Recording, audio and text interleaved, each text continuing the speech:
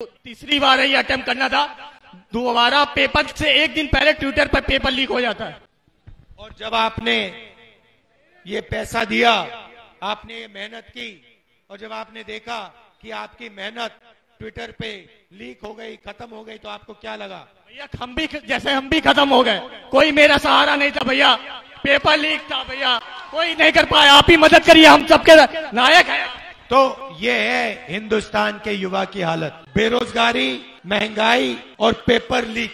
ध्यान उधर उधर कौन कराता है? नरेंद्र मोदी। जिस दिन आप लोगों को पता लग गया कि दलितों के हाथ में, पिछड़ों के हाथ में, आदिवासियों के हाथ में इस देश में कुछ ही नहीं है, उस दिन आप लोग जाग जाएंगे। जाति जनगणना क्रांतिकारी काम। इस स्वागत के लिए बहुत धन्यवाद। यूपी में जहां भी मैं देखूं पोस्टर मिलते हैं, बेरोजगारी, महंगाई और पेपर लीक।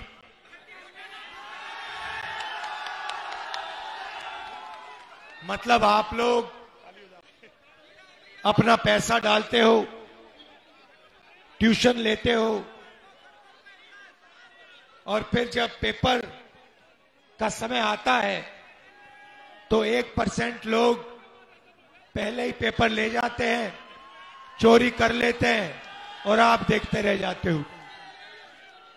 पिछले भाषण में मैंने कहा कि हिंदुस्तान में पिछड़ों की, दलितों की, आदिवासियों की 73% आबादी है। और आप किसी भी संस्था को देखिए, हिंदुस्तान के सबसे बड़े बिजनेसेस को देखिए, कोर्ट्स को देखिए, जुडिशरी को देखिए, मीडिया को देखिए, आपको ये 73% जो लोग हैं, इनके लोग इन संस्थाओं में कहीं नहीं मिलेंगे। प्राइवेट अस्पताल के मालिक की लिस्ट देखो, उसमें एक पिछड़ा नहीं मिलेगा। बड़े बड़े कॉलेजेस, यूनिवर्सिटीज के मालिकों की लिस्ट देखो, उसमें पिछड़ा, दलित, आदिवासी नहीं मिलेगा। बड़े बड़े ब्यूरोक्रेट्स की लिस्ट निकालो, उसमें पिछड़े, दलित, आदिवासी नहीं मिलेंगे। तो राज सिर्फ 2-3% लोगों का हो रहा है। आप लोगों को महंगाई, बेरोजगारी सहनी पड़ती है, और ये जो 2-3% लोग हैं, ये मजे लेते हैं, अरबपति हैं, इनका हिंदुस्तान है। आपने राम मंदिर का इनॉग्रेशन देखा? उसमें आपको कोई पिछड़ा दिखा? उसमें आपको अंबानी जी दिखे, अदानी दिखे, अमिताभ बच्चन दिखे, और कौन दिखे उसमें आपको? कटरीना कैफ दिखी। और कौन दिखा? अमिताभ बच्चन दिखा, अदानी दिखे, अंबानी दिखे। देश के उद्योगपति केवल दिखे। मगर 53% वाला, 73% वाला, सॉरी, वहां पे कोई नहीं था। राष्ट्रपति आपकी आदिवासी है, उनको बाहर कर दिया। उनको कहा कि भैया तुम्हारी जगह नहीं है यहां पे, तुम राष्ट्रपति जरूर हो, मगर राम मंदिर में तुम नहीं आ सकती। तो आपने कभी जेब कतरे को काम करते हुए देखा है?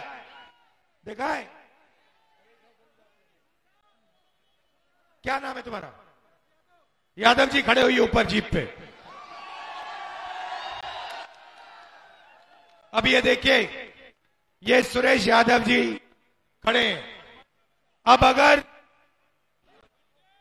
कोई चाहते हैं, कुछ नहीं होगा भैया, खड़े रहो, घबराओ मत, खड़े रहो, देखना चाहिए। अब अगर जनता, अगर कोई इसमें इसकी जेब काटना चाहता है, तो सबसे पहले क्या करना पड़ेगा? हाँ, ओ भैया उधर देखो जरा, इधर देखना जरा, इधर देखो, उधर देख यार, उधर देख, उधर देख। पहले ये करना पड़ेगा, है ना? तो ये आपके साथ किया जा रहा है। देखो भैया पाकिस्तान, ओ देखो भैया चाइना, ओ देखो भैया राम मंदिर, ओ देखो भैया अमिताभ बच्चन, ओ भैया देखो कतरीना कैफ। पहले ये किया जा रहा है। उसके बाद क्या होगा? उसके बाद इसके पीछे आके कोई खड़ा हो जाएगा। जब ये इधर उधर देखेगा, ये उसका पीछे से फोन निकाल देगा। ध्यान उधर उधर कौन कराता है? नरेंद्र मोदी। पीछे से पैसा कौन निकालता है? अदानी जी। और भैया तीसरा बंदा होगा, वो लाठी लिए यहां खड़ा होगा कि किसी ने कुछ उल्टा सीधा किया तो लाठी लगेगी। अमित शाह, सीबीआई, ईडी, ये ड्रामा चल रहा है आपके साथ। आप 24 घंटा सुबह उठते हो, मोबाइल फोन खोलते हो, आपका ध्यान उधर उधर जाता है। जीएसटी से आपका पैसा जेब से निकलता है, नोटबंदी से पैसा निकलता है, और 1-2% अदानी जैसे लोग आपके पैसे को खाते रहते हैं, आप भूखे मरते रहते हो। ये हिंदुस्तान है। निकलने का रास्ता जाति जनगणना क्रांतिकारी काम, कि पहले पता लगाओ दलित आदिवासी पिछड़े कितने हैं और उनके हाथ में कितना धन है। जिस दिन आप लोगों को पता लग गया कि दलितों के हाथ में, पिछड़ों के हाथ में, आदिवासियों के हाथ में इस देश में कुछ ही नहीं है, उस दिन आप लोग जाग जाएंगे और जो आपको करना है आप 2 मिनट में कर दोगे। इसीलिए कांग्रेस पार्टी ने अपने मैनिफेस्टो में जाति जनगणना पहले नंबर पे लगा रखा है। यादव जी आपका बहुत बहुत धन्यवाद, आप सबका दिल से धन्यवाद। नमस्कार, जय हिंद। यादव जी बैठो। आपने अग्निवीर योजना का नाम सुना है? जी सर। सुना है? जी जी। ये है क्या? क्या चीज सर जी? अग्निवीर योजना है क्या? अग्निवीर 4 साल के लिए कर दिया फौज में, तो बर्बाद कर दिया देश को हमारे। नहीं, 4 साल में किया। तो आपको मालूम है कि अब हिंदुस्तान में 2 तरीके के शहीद होंगे। एक, सेना वाला जब शहीद होगा उसे शहीद का दर्जा दिया जाएगा, और दूसरा जो अग्निवीर होगा, जब वो शहीद होगा उसको शहीद का दर्जा नहीं दिया जाएगा, उसकी लाश को परे कर दिया जाएगा और उसको भूल दिया जाएगा। अग्निवीर योजना में जो शहीद होगा उसको ना पेंशन मिलेगी, परिवार को ना पेंशन मिलेगी, ना मदद मिलेगी, कुछ नहीं।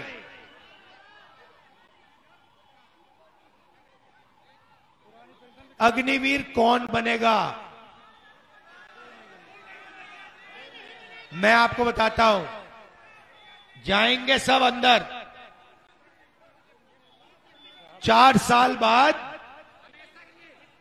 4 में से 3 को लात मार के बाहर भगा दिया जाएगा। कहा जाएगा तुम्हारी यहां कोई जरूरत नहीं है, और 4 में से 1 बंदा सेना में जाएगा।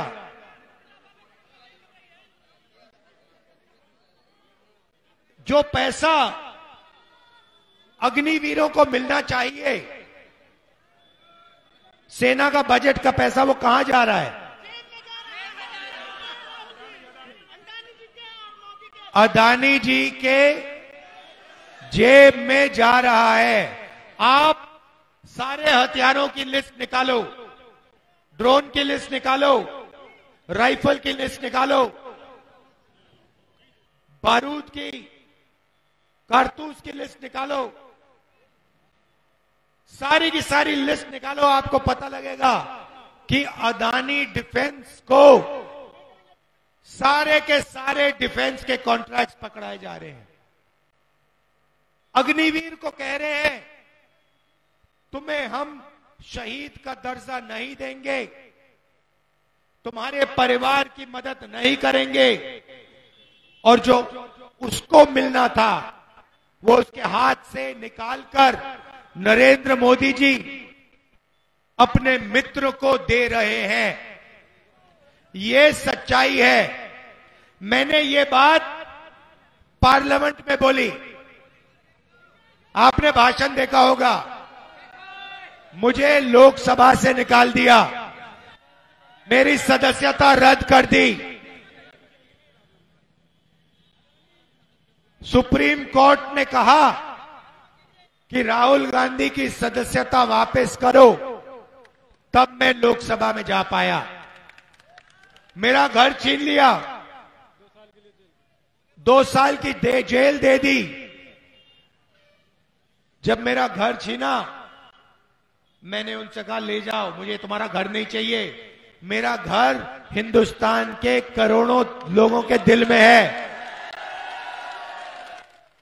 मैं आपको दिल से धन्यवाद करना चाहता हूं और आपसे कहना चाहता हूं, आप अपने हक के लिए लड़िए, आप खड़े हो जाइए। ये देश आपका है, 1% का नहीं है, आपका है, किसानों का है, मजदूरों का है, छोटे दुकानदारों का है, बेरोजगार युवाओं का है। खड़े हो जाइए, जागरूक हो जाइए, जो आपका है ले लीजिए। धन्यवाद। जय हिंद। राहुल गांधी, अखिलेश यादव जिंदाबाद।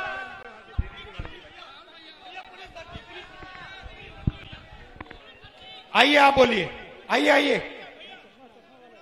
आ जाओ। पुलिस भर्ती के बारे में आप बोलना चाहते हो, बोलो। भैया लीक हो गया पेपर देने गए थे, वहां लीक हो गया। नहीं नहीं, आप जनता को बताओ, आपने एग्जाम लिया, आपने एग्जाम लिया, तो आप जनता को बताओ कि आपने कितने साल कोशिश की। सुनो सुनो, आपने क्या किया, आपने कितना पैसा अपना डाला, आपने कितनी कोचिंग ली, और आपको कब पता लगा कि पेपर लीक हो गया, आपको क्या लगा दिल में, ये जनता को बताओ प्यार से। भैया पेपर 4 बार मैंने अटेम्प्ट किया था, तीसरी बार ही अटेम्प्ट करना था। दोबारा पेपर से 1 दिन पहले ट्विटर पर पेपर लीक हो जाता है। और जब आपने ये पैसा दिया, आपने ये मेहनत की, और जब आपने देखा कि आपकी मेहनत ट्विटर पे लीक हो गई, खत्म हो गई, तो आपको क्या लगा? भैया हम भी खत्म हो गए, कोई मेरा सहारा नहीं था भैया, पेपर लीक था भैया, कोई नहीं कर पाया, आप ही मदद करिए, हम सबके नायक हैं। तो ये है हिंदुस्तान के युवा की हालत। पेपर लीक, बेरोजगारी, महंगाई, इन चीजों का आपको सामना करना पड़ रहा है। आप सबका धन्यवाद, आपका धन्यवाद। नमस्कार, जय हिंद।